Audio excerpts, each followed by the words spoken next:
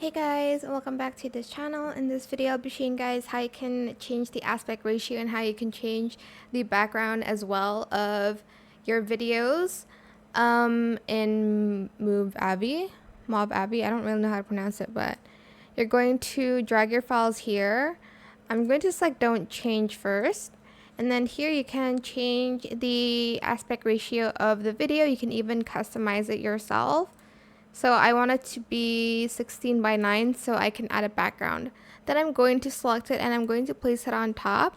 Then I am going to add in a background from this section. You can just install it first.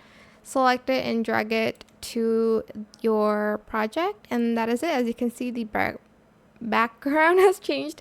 I hope this tutorial was helpful for you guys. Don't forget to like, comment, share, and also subscribe to this channel if you haven't done that already.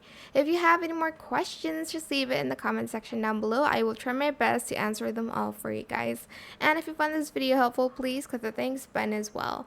That is it. Thank you so much for watching. Bye.